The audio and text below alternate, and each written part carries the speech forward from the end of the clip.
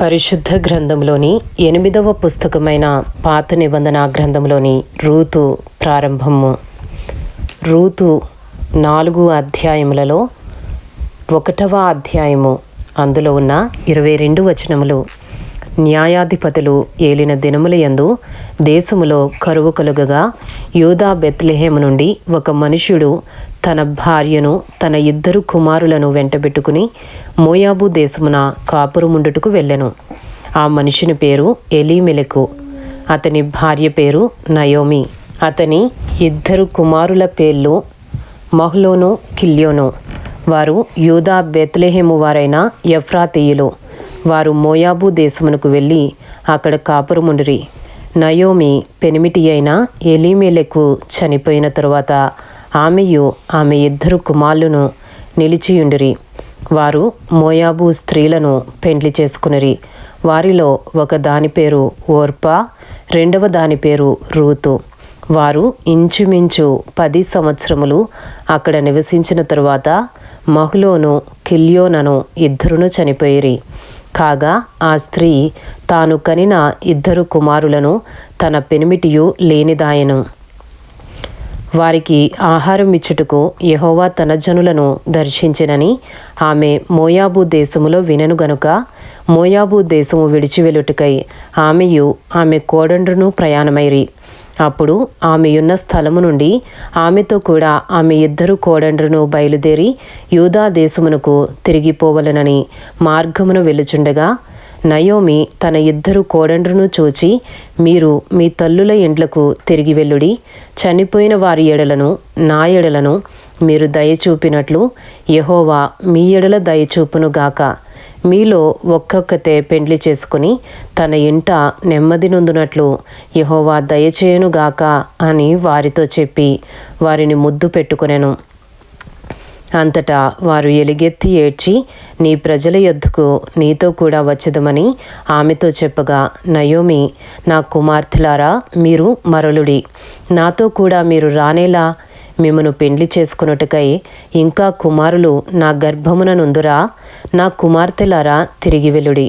నేను పురుషునితో ఉండలేని ముసలిదానను, నాకు నమ్మిక కలదని చెప్పి ఈ రాత్రి పురుషునితో నుండి కుమారులను కనినను. వారు పెద్దవారగు వరకు వారి కొరకు మీరు కనిపెట్టుకుందురా? మీరు వారి కొరకు కనిపెట్టుకుని పురుషులు లేక ఒంటరి కత్తెలయ్యుందురా? నా కుమార్తెలారా, అది కూడదు. యెహోవా నాకు విరోధి ఆయను. అది మిమ్మను నొప్పించినంతకంటే నన్ను మరీ ఎక్కువగా నొప్పించినదని వారితో చెప్పెను.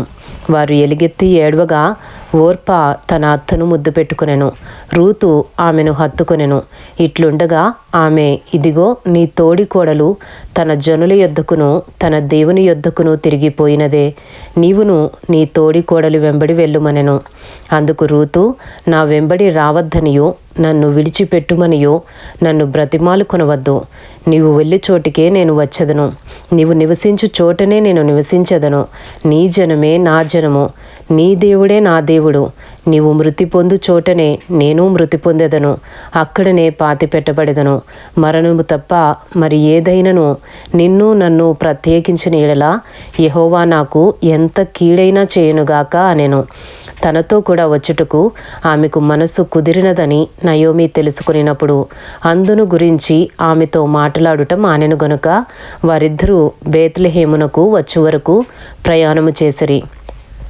వారు బేత్లెహేమునకు వచ్చినప్పుడు ఆ ఊరి వారందరూ వారి యొద్దకు గుంపు కూడి వచ్చి, ఈమె నయోమి కదా అని అనుకొనుచుండగా ఆమె, సర్వశక్తుడు నాకు చాలా దుఃఖము కలుగజేసను గనుక నన్ను నయోమి అనక మారా అనుడి.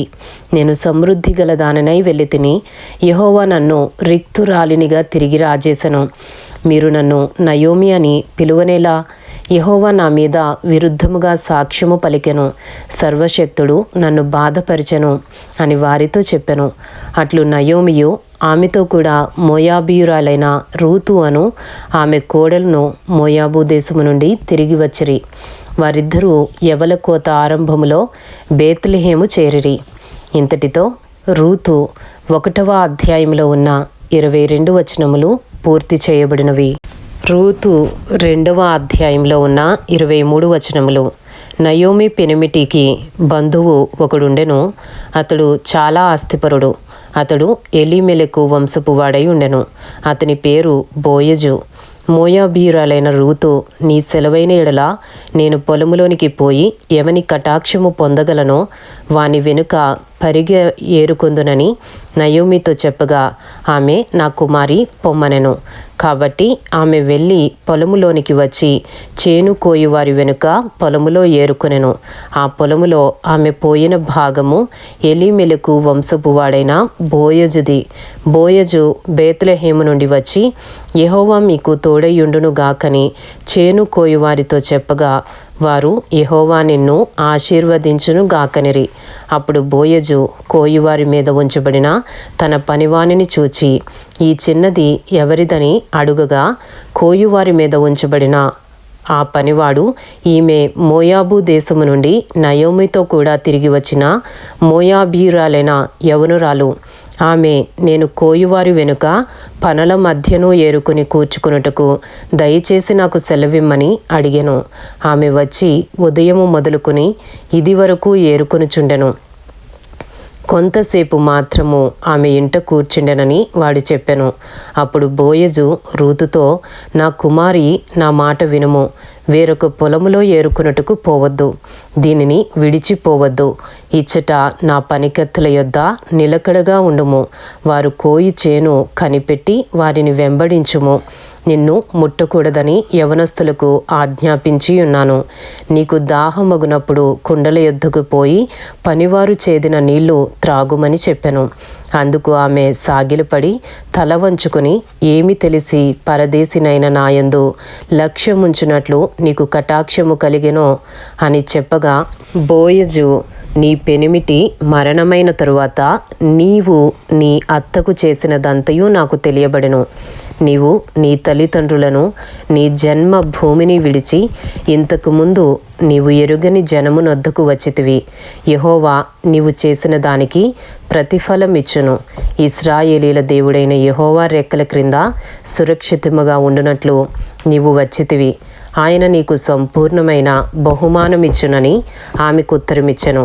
అందుకు ఆమె, నా ఏలినవాడా, నేను నీ పనికత్తెలలో ఒకదానను కాకపోయినను నీవు నన్ను ఆదరించి నీ దాసురాలినగు నాయందు ప్రేమ కలిగి మాట్లాడితివి గనుక నా ఎడల నీకు కటాక్షము కలుగనిమ్మని చెప్పెను. బోయజు, భోజన కాలమున నీవిక్కడికి వచ్చి భోజనము చేసి చెరకలో నీ ముఖముంచి తినుమని ఆమెతో చెప్పగా, చేను కోయువారి యొద్ద ఆమె కూర్చుండెను.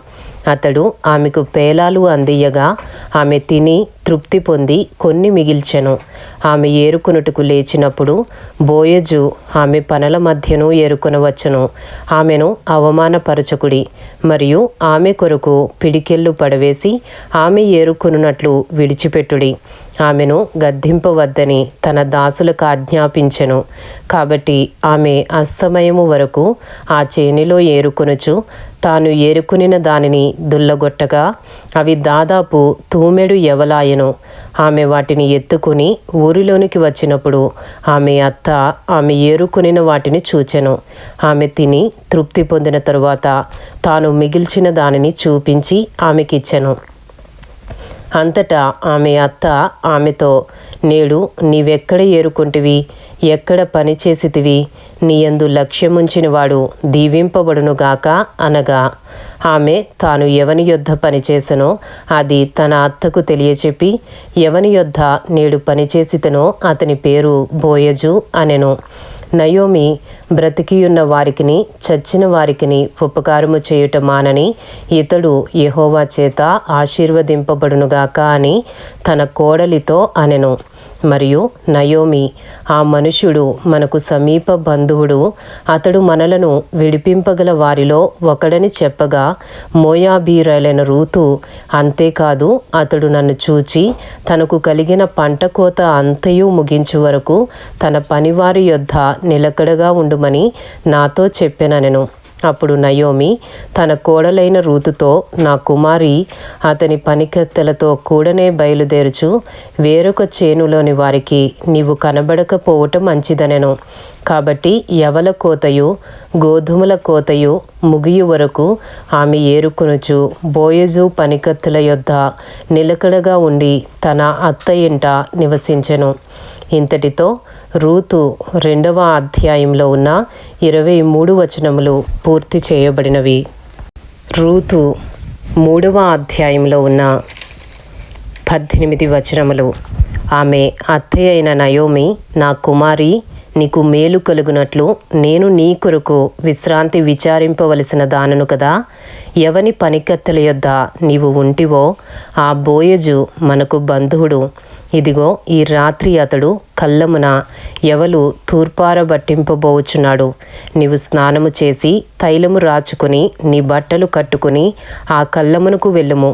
అతడు అన్నపానములు పుచ్చుకొనుట చాలించు వరకు నీవు అతనికి మరుగై ఉండుము. అతడు పండుకొనిన తరువాత అతడు పండుకొనిన స్థలమును గుర్తిరిగి లోపలికి పోయి అతని కాళ్ళ మీదనున్న బట్ట తీసి పండుకొనవలెను. నీవు చేయవలసిన దానిని అతడు నీకు తెలియజేయునని ఆమెతో అనగా, ఆమె నీవు సెలవిచ్చినదంతయు చేసేదనని చెప్పి ఆ కళ్ళమునొద్దకు పోయి తన అత్త ఆజ్ఞాపించినదంతయు చేసెను. బోయజు మనసున సంతోషించునట్లు అన్నపానములు పుచ్చుకుని లోపలికి పోయి ధాన్యపు కుప్ప యొద్ద పండుకొనినప్పుడు ఆమె మెల్లగా పోయి అతని కాళ్ళ మీదనున్న బట్ట తీసి పండుకొనెను. మధ్యరాత్రి యందు అతడు ఉలికిపడి తిరిగి చూచినప్పుడు ఒక స్త్రీ అతని కాళ్ళ యొద్ద పండుకొని ఉండెను. అతడు నీవెవరవని అడుగగా ఆమె, నేను రూతు అను నీ దాసురాలిని. నీవు నాకు సమీప బంధువుడవు గనుక నీ దాసురాలి మీద నీ కొంగు కప్పుమనగా అతడు, నా కుమారి, యెహోవా చేత నీవు దీవెన నొందిన దానవు. కొద్దివారినే గాని గొప్పవారినే గాని యవనస్తులను నీవు వెంబడింపకయుండుట వలన నీ మునుపటి సత్ప్రవర్తన కంటే వెనుకటి సత్ప్రవర్తన మరీ ఎక్కువైనది. కాబట్టి నా కుమారి, భయపడకుము. నీవు చెప్పినదంతయు నీకు చేసెదను. నీవు యోగ్యురాలవని నా జనులందరూ ఎరుగుదురు.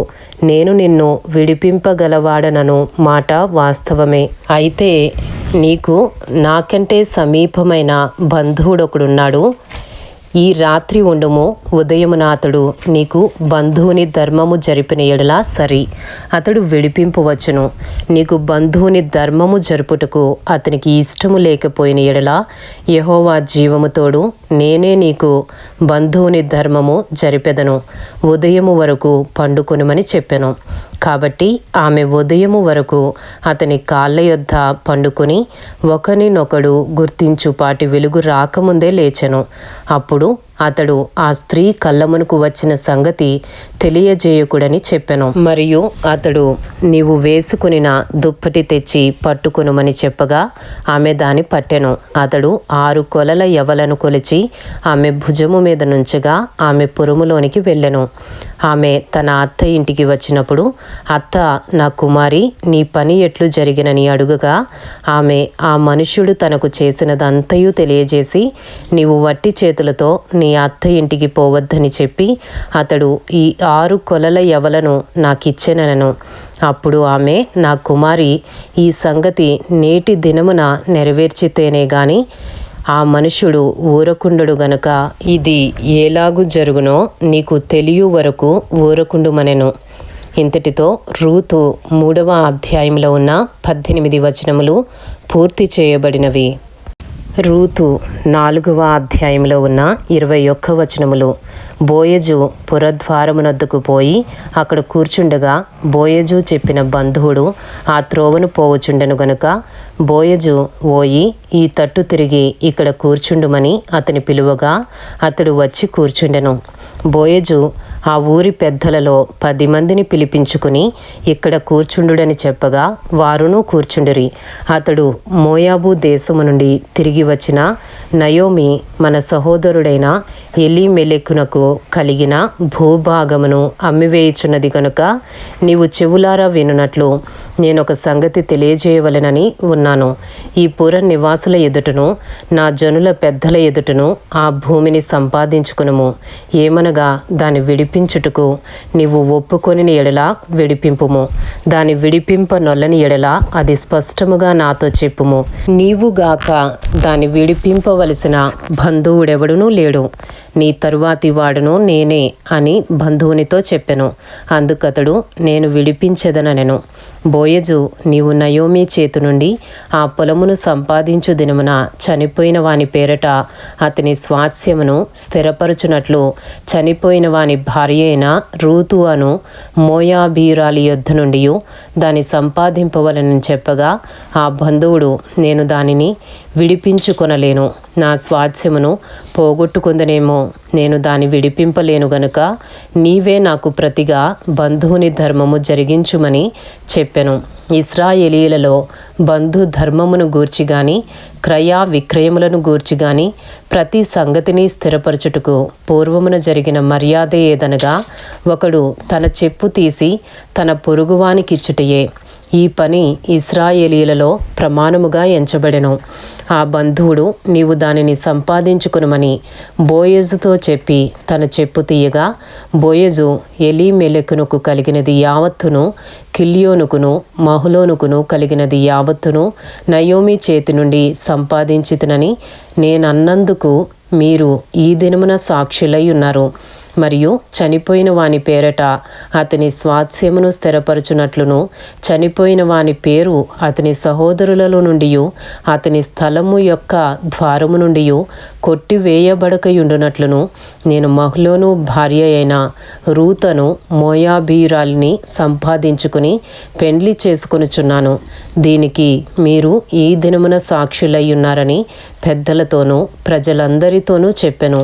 అందుకు పురద్వారమున నుండిన ప్రజలందరూ పెద్దలను, మేము సాక్షులము, యెహోవా నీ ఇంటికి వచ్చిన ఆ స్త్రీని ఇశ్రాయేలీల వంశమును వర్ధిల్ల చేసిన రాహేలును పోలిన దానిగాను లేయాను పోలిన దానిగాను చేయునుగాక.